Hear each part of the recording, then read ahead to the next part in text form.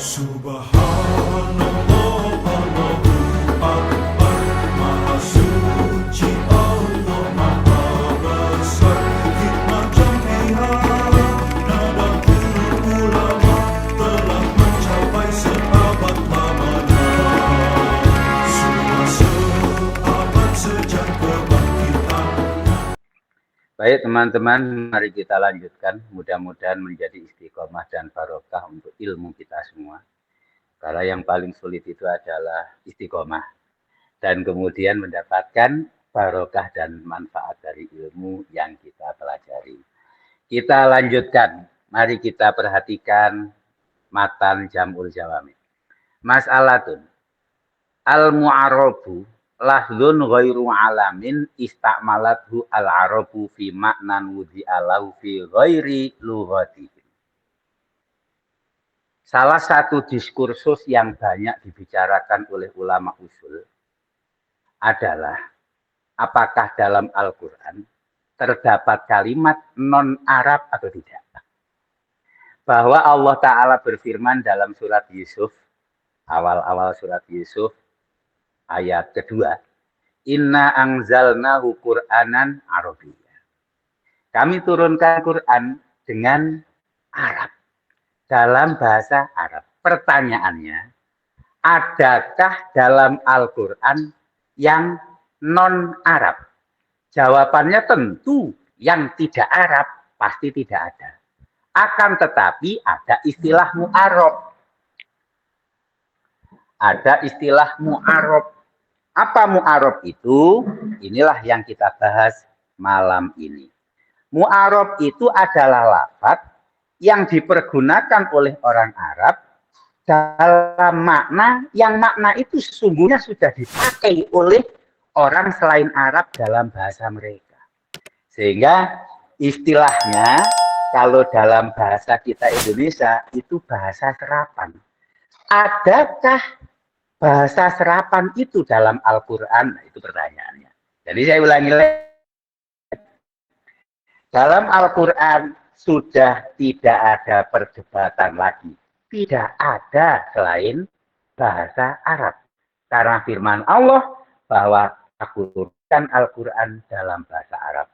Pertanyaannya, apakah ada dalam Al-Quran sebuah lafaz atau kalimat yang dia mu'arab, statusnya itu diarabkan, diarabisasikan. Ada bahasa dan kalimat lain sesungguhnya ia tidak Arab, tapi kemudian dipergunakan oleh orang Arab, namanya mu'arab. Ini bisa dan ada. Banyak bahasa serapan yang luar Arab kemudian dipakai oleh orang Arab. Itu namanya mu'arab. Mu'arab, apakah ada dalam Al-Quran mu'arab? Nah, ini pertanyaannya. Kalau tidak Arab, pasti tidak ada kata berbeda. Semuanya sepakat bahwa Al-Quran itu Arab. Nah, sekarang ada atau tidak yang mu'arab itu? Menurut Imam Syafi'i, tidak ada.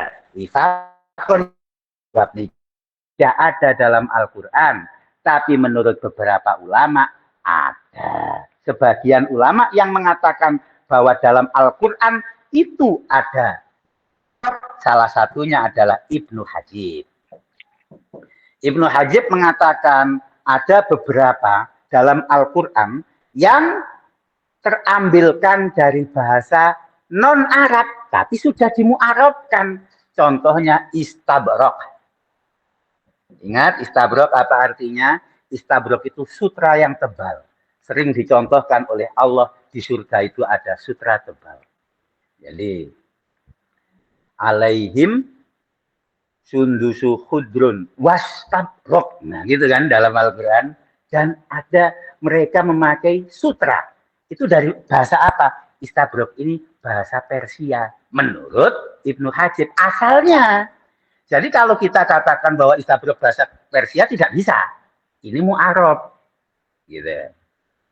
Dan dari bahasa Persia itu memang digunakan tetapi orang Arab pun menggunakannya. Nah, inilah contoh daripada mu'arab.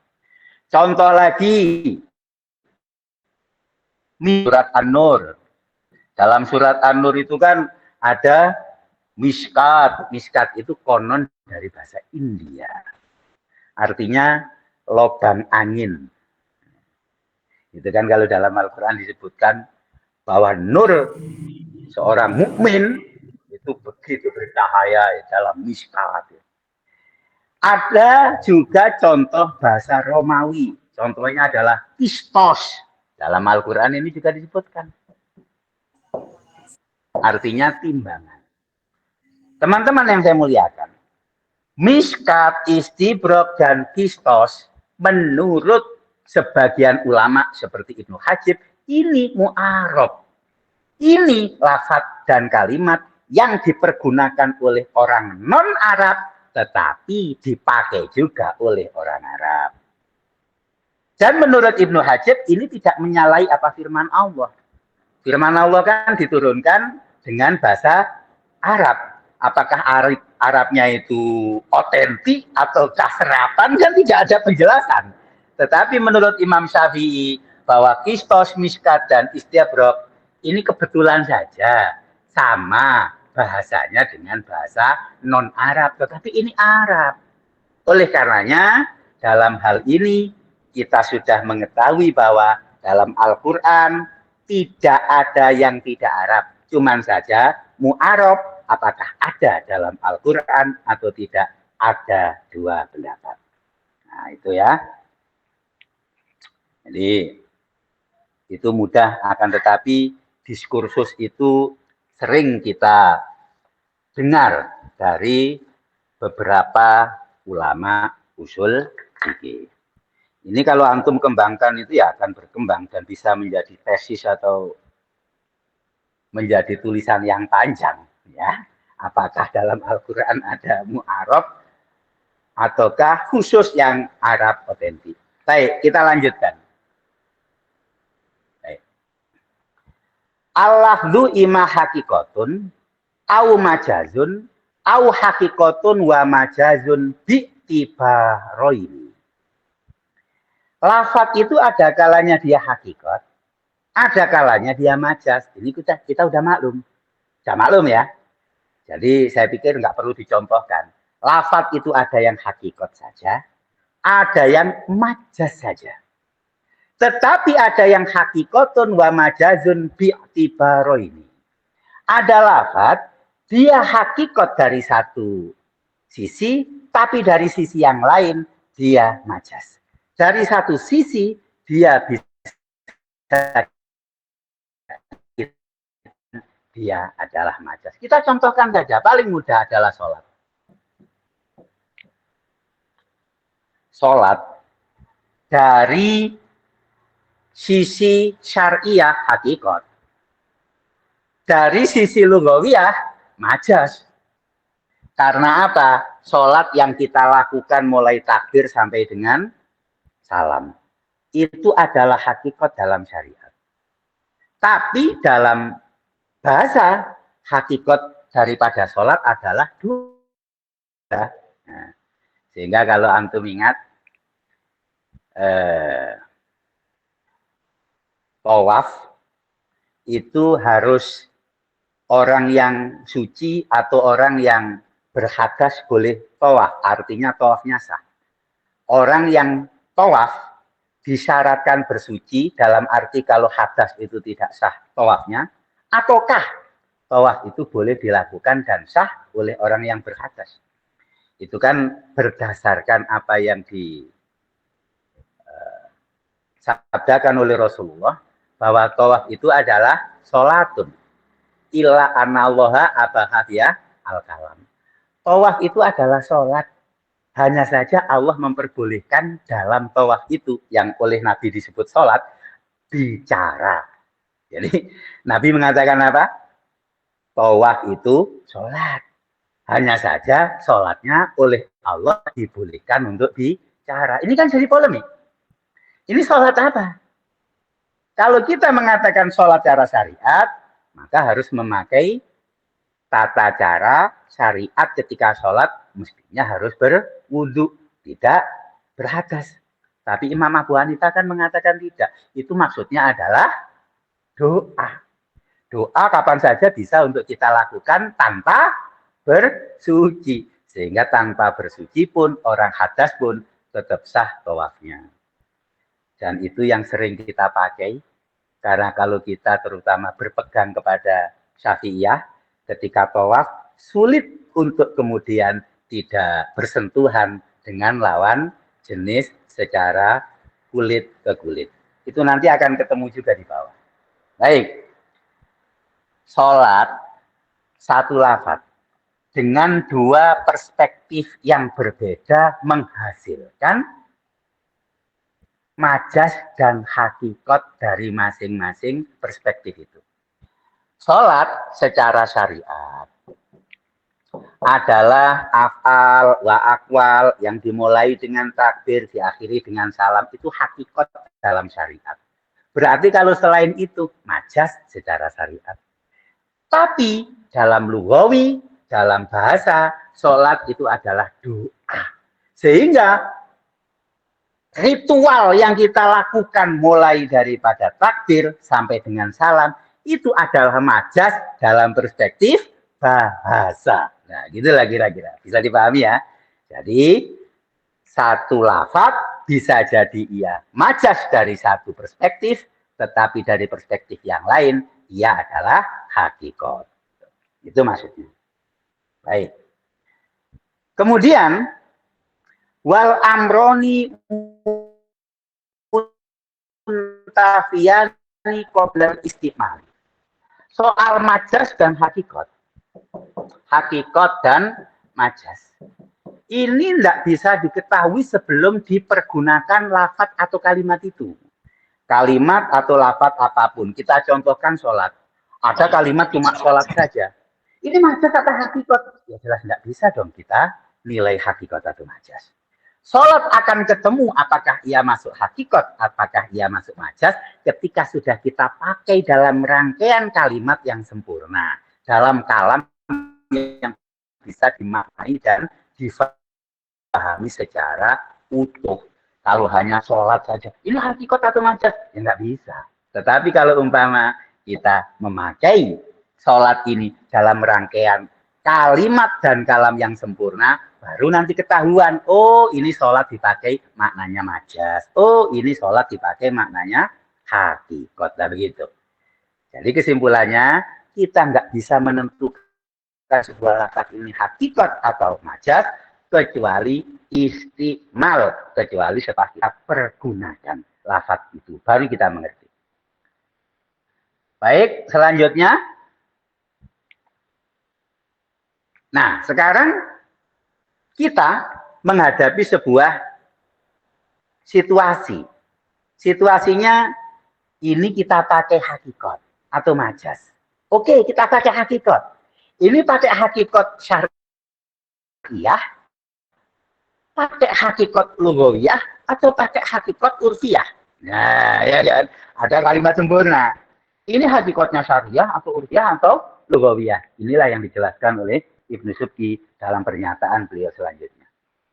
Huma huwa mahmulun ala urfil mukhatib. Masalah bahwa itu hakikat kembali kepada mukhatibnya. Jadi hakikatnya apa, majasnya apa, itu kembali kepada mukhatibnya. Mukhatib itu siapa? Ya, dari mana kalam itu disampaikan. Artinya, siapa yang menyampaikan kalimat itu? Kalau yang menyampaikan kalimat itu Allah. Kalau yang menyampaikan kalimat itu Nabi, berarti namanya urufnya adalah uruf syariat. Kalau yang bersabda Nabi tidak mungkin kan kita belokkan ke lughawi. Kalau itu bahasa Al-Quran, tentu prioritas pertamanya adalah syariat. Baru setelah kalau memang syariat tak memungkinkan, ya baru pindah ke yang lain. Karena apa? Uruf daripada mukhatib itu adalah parameter pertama. Kalimat tersebut kita arahkan ke hakikat apa. Dan itu yang disebutkan oleh Ibnu Subki selanjutnya. Fafi syar'i asyar'iyu.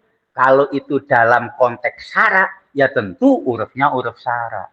Kalau Allah berfirman aqimus sholah, ya mestinya sholatnya itu adalah sholat syariat.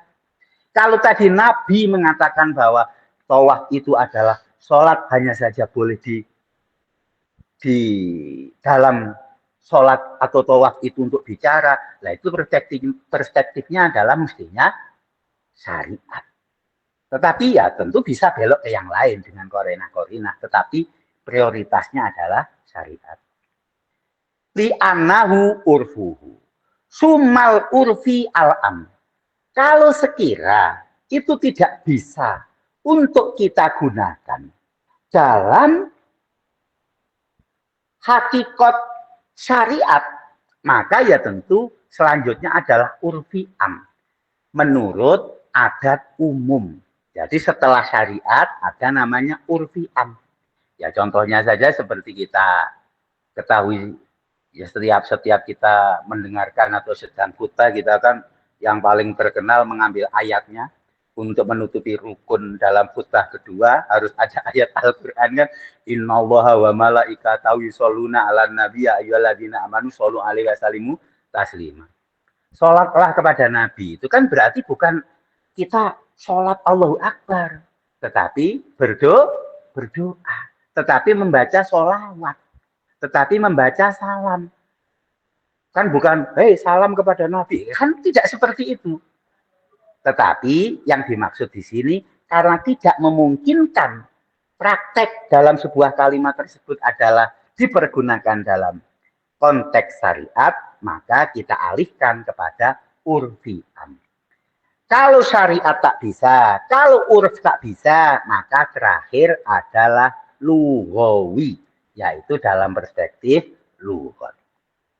Rekan-rekan yang saya muliakan, ternyata tidak sesederhana itu. Imam Ghazali dan Imam Al-Amidi ini punya perbedaan dalam hal ini. Imam Ghazali mengatakan begini, kalau konteks kalimat sempurna yang disampaikan itu adalah isbat, maka itu syar'i yang dipakai oleh Imam Ghazali. Kalau itu nafi, maka menurut Imam Ghazali mujmal. Kalau menurut Imam Amidi lughawi. Jadi ini perhatikan dua ulama usul yang sangat terkenal dan sangat hebat ini, Ghazali dan Amidi. Keduanya punya pendapat yang sama. Kalau dalam kalam isbat yang dipakai adalah uruf syar'i. Tapi kalau kalam nafi, dua ulama ini berbeda pendapat. Ghazali mengatakan mujmal, Amidi mengatakan lughawi. Nah, gitu. Kita contohkan. Kalau isbat sudah banyak ya. Kita contohkan yang nahi, yaitu yang tidak isbat. Rasulullah dalam hadis yang muttafaq alaih, beliau diceritakan naha an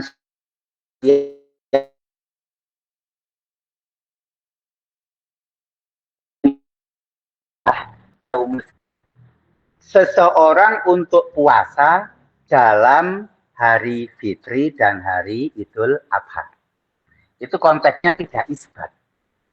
Konteksnya adalah bukan isbat. Nah, seperti ini, kalau menurut Imam Amidi itu lughawi.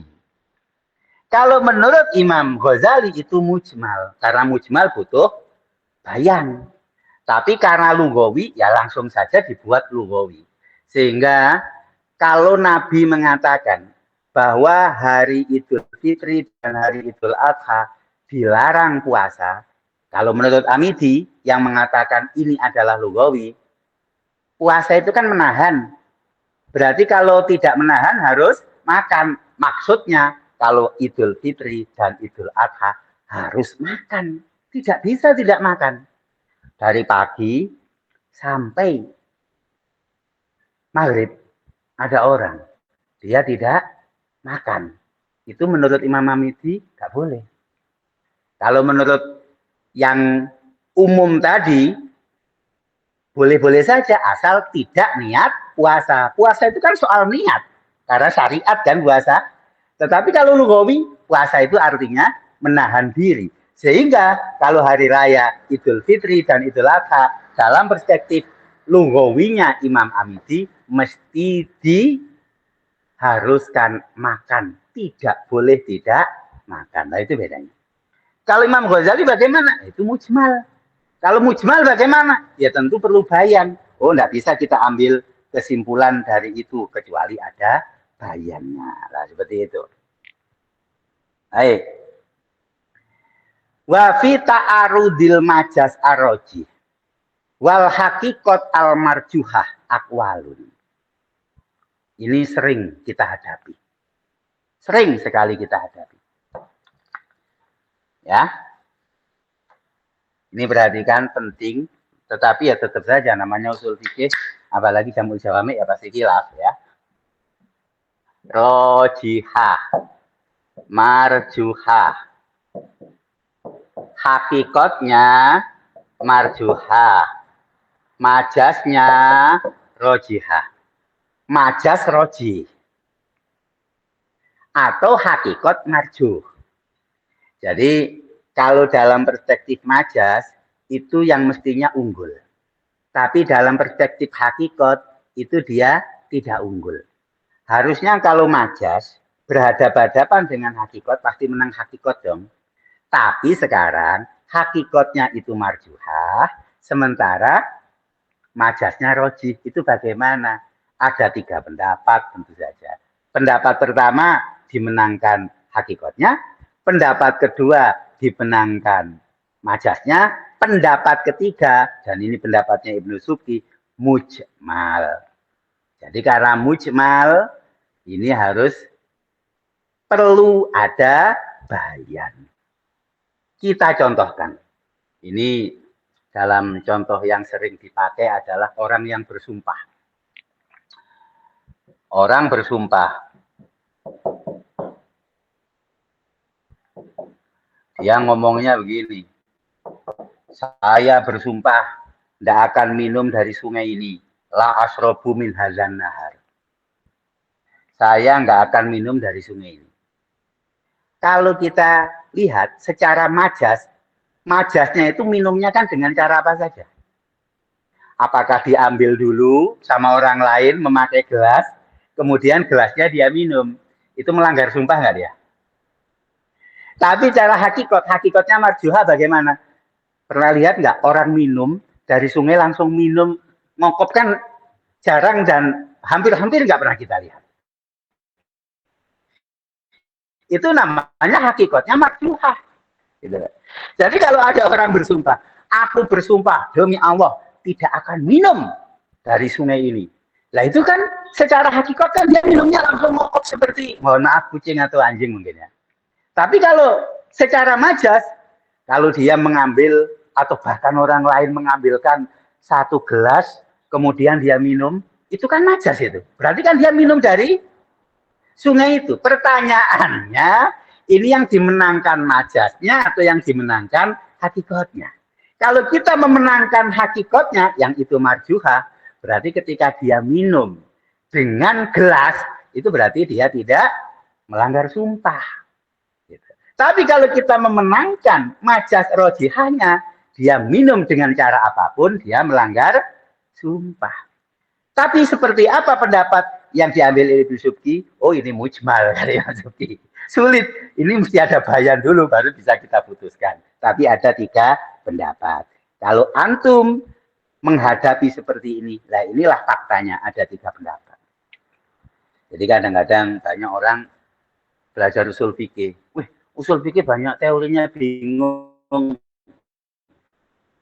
Ya, bingung itu tandanya mikir ya. Kalau bingung, ya antum ijtihad. Ini pendapat yang kuat yang mana kan gitu. Kalau pendapat yang kuat yang pertama yang ambil, pendapat kedua. Makanya dari situ kita tahu kenapa para ulama selalu berbeda-beda. Baik.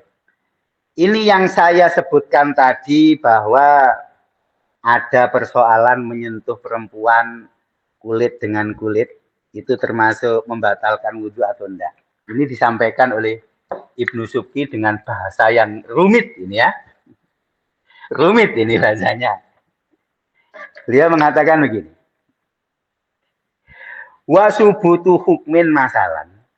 Yumkinu kaunuhu muradan min khitabin majazan. La yadulu ala annahu al-murad minhu. Bal yabqa al-khitab ala haqiqati khilafan lil karfi wal basri. Ini sulit. Baik. Sebuah hukum yang ditetapkan ya dari sebuah dalil, sekiranya itu dimungkinkan apa yang dimaksudkan dari khitab atau dalil itu secara majas, itu tidak menunjukkan bahwa yang dimaksud dari khitab itu adalah majas tersebut dan khitab itu tetap pada hakikatnya. Nah, sulit kan? Nanti mendengarkan sekali pasti nggak paham, 2 kali pun belum tentu paham. Jadi saya ulangi. Ada sebuah hukum yang diambilkan dari sebuah khitab. Hukum tersebut ditetapkan oleh khitab itu dari perspektif majas. Sekarang pertanyaannya, khitab itu tetap pada hakikatnya ataukah memang sudah majas? Nah, ini ada 2 pendapat. Pendapat pertama yang disampaikan oleh Ibnu Subki tetap pada majasnya. Kita contohkan. Ini berulang kali dalam Al-Quran Allah mengatakan, wa in kuntum mardo aw ala safarin aw jaa ahadum minkum minal ghaidi aw lamastumun nisa falam tajidu ma'a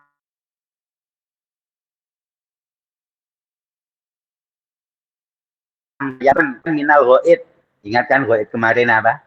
Ghaid itu bukan BAB, sesungguhnya ghaid itu adalah tempat yang landai itu. Selanjutnya apa? Aula mastumun nisa. Nah ini.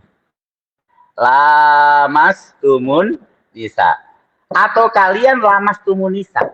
Kemudian kalian tak menemukan air. Maka kalian bisa tayamum. Kita fokus pada khitab.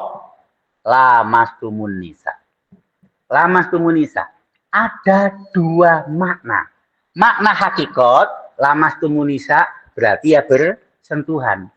Itu hakikat. Majasnya, apa majasnya? Majasnya adalah jima atau berhubungan badan. Baik. Jadi ini maknanya apa ini? Apakah bersentuhan kulit ataukah yang dimaksudkan dalam khitab ini adalah berhubungan suami istri? Kalau kalian bepergian atau kalian sakit atau kalian dari buang air kecil air besar, atau kalian lamas tumunisa bersentuhan dengan perempuan. Bersentuhan ini bersentuhan biasa ataukah bersentuhan majas? Bersentuhan hakikat ya bersentuhan saja.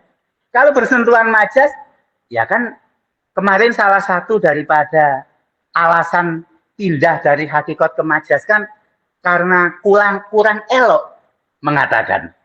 Ya kalau ya mohon maaf, kalian bersetubuh dengan istri kalian kan nggak enak, kurang santun, tidak pantas dengan nilai estetika Quran yang demikian indah dan tinggi. Nah, kira-kira kan salah satunya itu. Nah ini teman-teman yang saya muliakan, subutu hukmin, subutu hukmin, ada hukum yang ditetapkan. Apa hukum yang ditetapkan?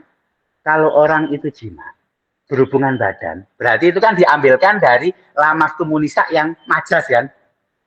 Jadi saya ulangi lagi, lamas tumunisa yang majas kan apa? Jima. Orang yang jima itu tidak menemukan air untuk bersuci, boleh tayamum. Itu ijma. Itu ijma. Pertanyaannya, ketika ada sebuah hukum yang ditetapkan, yaitu bahwa orang yang jima itu bisa untuk tayamum ketika tak menemui air, dan itu adalah ijma ulama. Itu ijma ulama, ya kan? Yang bisa jadi itu diambilkan dari lamas tumunisa ini secara majas. Pertanyaannya, lamas tumunisa, lamas tum ini masih hakikat atau majas? Jawabannya, menurut Ibnu Subki, dia itu masih hakikat. Majas itu kan perspektif lain. Kita nggak bisa mengatakan bahwa ijma ulama yang mengatakan itu terambilkan atau itu bisa jadi terambilkan dari sini membuat Lamas Tumunisa ini kehilangan hakikatnya gitu loh. Paham apa enggak? Ya. Sehingga lagi-lagi menurut Syafi'iyah tetap menyentuh gitu loh. Artinya tetap menyentuh. Dia enggak kehilangan hakikatnya. Walaupun mungkin ketetapan hukum ijma'nya ulama yang mengatakan jima itu bisa membuat orang untuk boleh bersuci dengan tayamum ketika tidak menemukan air, itu kan ijma, itu subut, hukum yang sudah tetap, bisa jadi diambilkan dari sini. Tetapi bukan berarti itu menunjukkan kalau ini adalah kehilangan hakikatnya. Subutnya tadi itu kan diambilkan dari kemungkinan majasnya gitu loh. Ya mudah-mudahan antum paham ya. Kalau enggak ya enggak apa-apa. Tapi ya seperti itu. Ini kita menjadi tahu. Kita menjadi tahu kenapa Imam Syafi'i bersikukuh makna dari lamas tumun itu adalah bersentuhan biasa. Karena hakikat tidak kehilangan hakikatnya, sekalipun kitab itu bisa jadi menjadi sebuah dalil dari sebuah hukum yang tetap.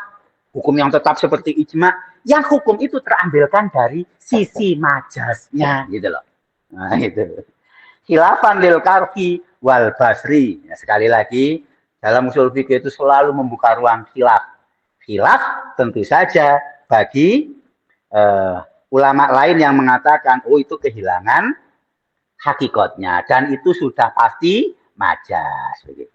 Karfi, imam usul dari Hanafiyah yang kita kenal. Baik. Ini penting juga. Perhatikan. Al-kinayatu lafdzun ustumilah maknahu muradan minhu lazimul makna. Fahiyah hakikat. Kinayah. Kita tuh sering ngomong masalah kinayah. Itu kinayahnya gini, apa sih kinayah itu? Kinayah itu lafaz yang dipergunakan, maknanya biasa. Fi maknahu muradan minhu lazimul makna. Tapi yang dikehendaki adalah lazimul makna. Apa lazimul makna? Lazimul makna itu adalah ketetapan dari makna yang selalu terikat atau selalu menetap pada orang itu. Kalau dalam bahasa Arab itu sering dikatakan begini. Zaidun, nama orang, kasirut kobah. Si Zaid itu banyak memasak. Artinya dia itu orangnya suka memberi makanan kepada tamu atau tetangganya. Zaid itu kasirut kobah. Yang dimaksud itu bukan berarti Zaid itu orangnya masak, terus enggak. Zaid itu orangnya suka memberi makan. Karena dia suka memberi makan, sehingga kesannya dia itu banyak masak. Bisa jadi kan makannya itu beli. Nah, tetapi bahasanya itu kasirut tobah. Dia banyak masak.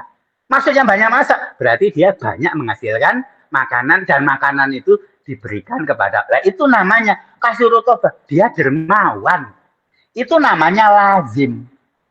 Lazimul makna. Kelaziman dari maknanya yang diambil. Kita mengatakan Zaid itu banyak loh masaknya. Itu bukan berarti kita mengatakan kalau dia itu banyak. Atau kita sering ngomong begini kan kadang-kadang loh. Kalau bahasa Indonesia, orang itu kantung tidurnya kok tebel ya, oh berarti kurang tidur ya. Kita ngomong gitu kan. Jadi itu namanya lazimul makna. Dan inilah yang disebut dengan kinayah. Gitu. Inilah yang disebut dengan kinayah. Nah, fa'ilam yurad al makna wa innama ubiro bil malzum anil lazim fahuwa majas. Kalau kita mengatakan kasirut tobah ini dalam rangka semata-mata untuk membahasakan bahwa Zaid itu adalah orang yang dermawan, itu berarti majas. Berarti majas. Karena yang kita makna dari lafaz, tapi lazimul makna. Ya. Nah, ini yang sering kita pahami. Ta'rid. Apa ta'rid itu? Ta'rid itu adalah kalau bahasa kita sehari-hari nyindir. Lafdun ustumila fi maknahu liyulawiha bi ghairihi fawa hakikatun abadan.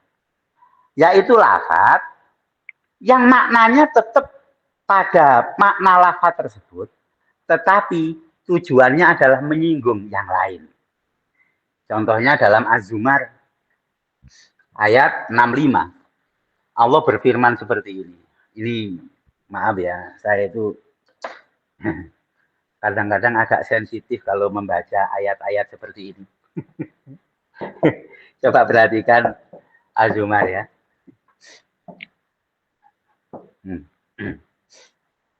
Dalam Az-Zumar 65 ini pribadi saya ya, nggak tahu kalau antum atau yang lain. Saya itu kalau membaca ayat-ayat Al-Quran berhubungan dengan firman Allah yang langsung pada Nabi, dan itu kesannya memberatkan Nabi, itu kadang-kadang ya mudah-mudahan saya nggak punya niat apa. Kadang sampai nangis ya. Jadi sedih hati itu berat banget. Ya Allah, Nabi itu kok betul-betul bebannya sangat berat sekali. Allah dalam Az-Zumar 65 firman Allah begini. Lain asrokta layah batunna amalu. Wahai Muhammad, kalau engkau sampai syirik, aku hapus amalmu. Itu kan nggak mungkin ya. Itu kan nggak mungkin. Allah berfirman itu tujuannya adalah takrib, menyinggung orang lain, begitu loh. Itu bukan untuk diri Nabi, bukan menghitopi Rasulullah Muhammad SAW, tetapi menghitopi selain Nabi. Ya mohon maaf lah, kan nggak mungkin, mustahil secara adatan ya. Kalau cara aklan memang mungkin, tapi cara adatan kan tak mungkin Nabi itu sendiri. Tetapi Allah langsung dalam Al-Quran, kalau engkau syirik, maka aku akan hapus amalmu. Loh, ya Allah, ini kan ngeri sekali. Antum menerima bahasa ini dari ayah kita saja udah ngeri. Kita menerima bahasa seperti ini dari, mungkin kalau kita karyawan, dari bos kita saja ngeri. Ini dari Allah. Jadi Nabi itu mendengarkan ini dari Allah. Tetapi kita sebagai orang mukmin memahaminya ini adalah takrib. Bukan untuk Nabi, tetapi untuk menyinggung. Ya menyinggung kita-kita. Menyinggung kita-kita gitu. Maka saya itu kadang-kadang itu ya. Ini ya mohon maaf kalau antum baca Al-Quran, redaksi-redaksi seperti ini kita tahu bahwa Rasulullah itu yang memang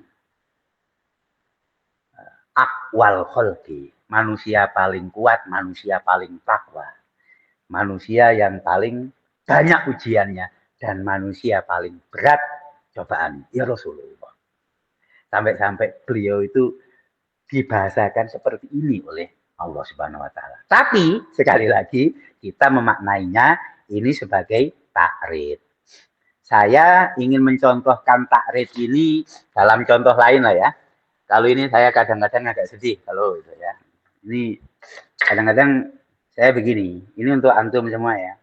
Kalau antum baca-baca seperti ini sedih kemudian tergugah, berarti kecintaan antum kepada Rasulullah itu tinggi katanya. Kalau nggak tergugah berarti nggak punya rasa cinta. Baik, atau tipis cintanya. Baik, jadi ini yang contoh sering dicontohkan yang lain itu adalah perkataan Nabi Ibrahim. Fa'iluhum fa'alahu kabiruhum hadza. Coba kita lihat. Allah berfirman menceritakan Nabi Ibrahim. Dalam surat apa kita lihat?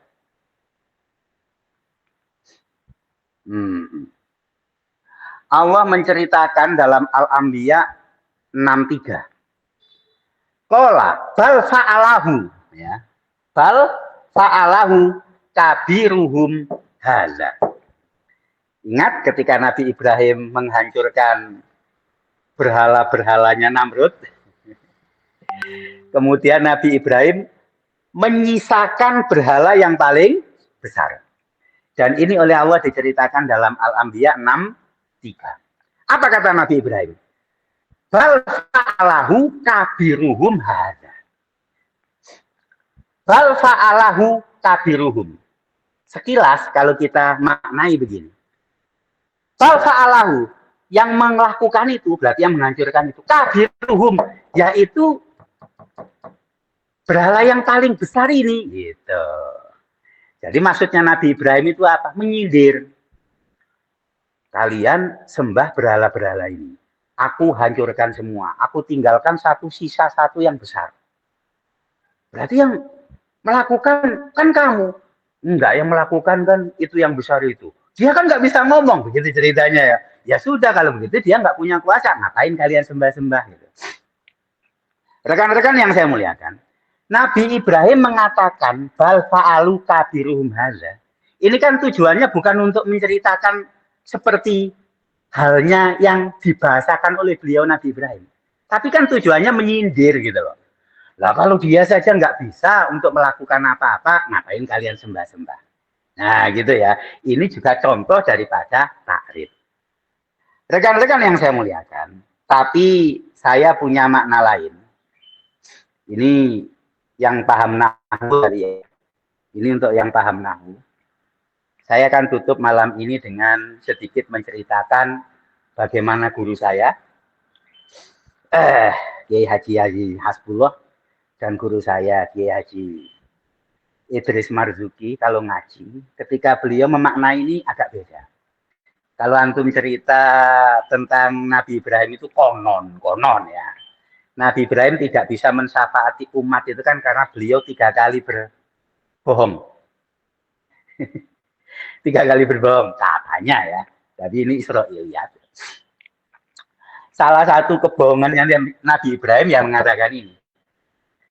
Berhala yang besar itu loh yang melakukan penghancuran pada berhala-berhala kecil. Ini kan kata-kata bohong ini. Padahal ini takrib. Kalau umpama ini dalam perspektif takrib, dalam usul fikih takrib itu talwih lil ghair, itu Nabi Ibrahim kan nggak bohong sebenarnya. Tapi secara fakta dan realita, apa yang dikatakan Nabi Ibrahim ini berbohong. Dan konon itu yang membuat Nabi Ibrahim tidak bisa memberi syafaat di yaumil kiamah nanti. Jadi antum sudah bohong berapa kali?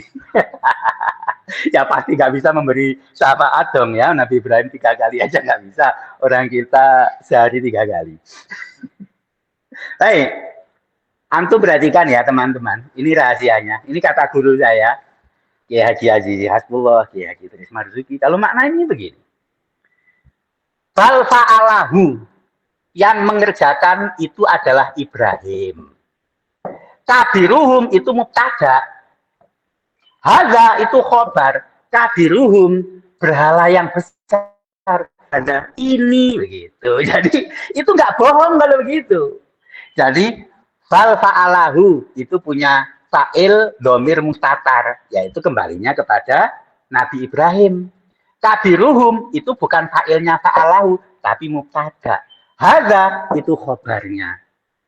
Jadi yang melakukan adalah Ibrahim, berhala yang besar ini. Dengan itu kita telah memberikan makna tanpa memberikan celah satu kebohongan kepada Nabi Ibrahim alaihissalam. Tetapi kalau menurut saya, andai pun ini fa'ilnya adalah kabiruhum dari fi'ilnya fa'ala, ini tidak bohong juga kalau memang tujuannya adalah takrib. Itu yang bisa saya sampaikan pada malam hari ini. Mohon maaf sampai malam.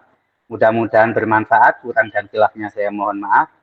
Assalamualaikum warahmatullahi wabarakatuh. Subhan